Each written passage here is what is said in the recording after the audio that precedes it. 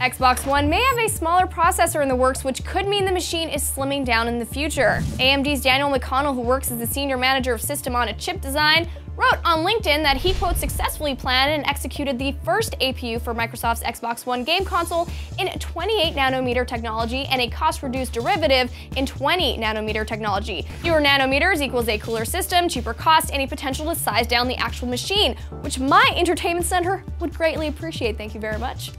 Just days ahead of its upcoming announcements at BlizzCon, 2 new Blizzard trademarks have been uncovered. Eye of Ashara relates to something Warcraft, most likely a Hearthstone expansion, since Warlords of Draenor isn't even out yet. In addition to the new Warcrafty thing, Blizzard registered a trademark for Overwatch, which is quantified as computer game software, computer game disc, downloadable computer game programs, computer game software downloadable from a global computer network, blah blah blah blah blah. It's probably a video game. We just don't know what. Stay tuned to IGN for our ongoing coverage of BlizzCon starting November 7th. Nintendo President Satoru Iwata has explained that Nintendo must consider removing region locking from its games and devices, but said it can only do so if there's a benefit for the company in addition to its customers. Conversely, he said unlocking would require various problems to be solved, so while I can't say today whether or not we intend to unlock, we realize that it is something we must consider looking to the future.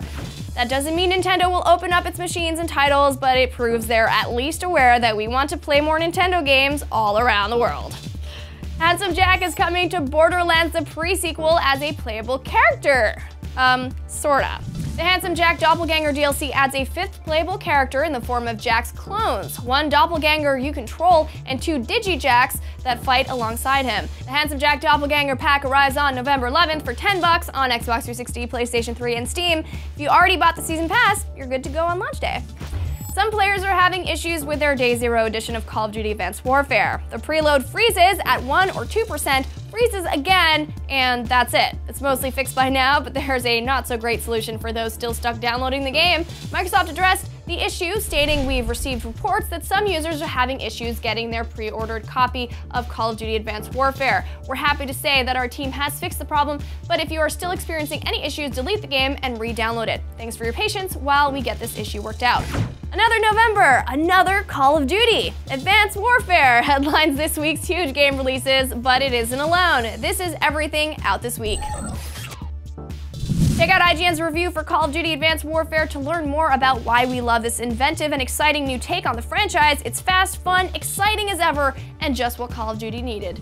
BioShock Infinite is getting re-released on Xbox 360 and PlayStation 3 today in the form of BioShock Infinite, the Complete Edition, which includes the combat add-on and single-player expansions Burial at Sea. If you somehow missed one of 2013's and the generation's best games, you better get on it. This pack is only $40. Binding of Isaac Rebirth is also out this week. The remade roguelike from one of the minds behind Super Meat Boy hits PC and PlayStation platforms and remains totally gross, uncomfortable, and oddly intelligent.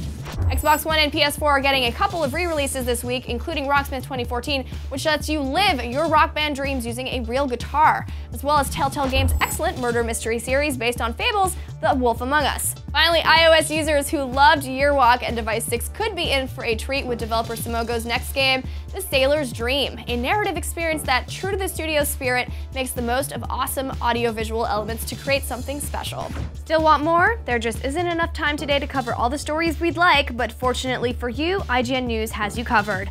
On Thursday's episode, Colbert revealed that the satirical news program will end this December due to being hired to host CBS's The Late Show, replacing David Letterman. Fail Better Games has announced Dragon Age: The Last Court, a browser-based, narrative-heavy, text-driven adventure. And DC Comics announced their next major event, titled Convergence. Jeff King, writer of White Collar and Continuum, will take the helm of the 9-issue event, which will be launched on a weekly schedule starting on April 1st, 2015. If you want to see more info for today's headlines, check out the IGN News channel for all your latest video game, movie, and tech news. Alright, I need to go save America with an exosuit. And that's your fix for Monday, November 3rd. I'm Naomi Kyle, and be sure to get your fix anytime online at IGN.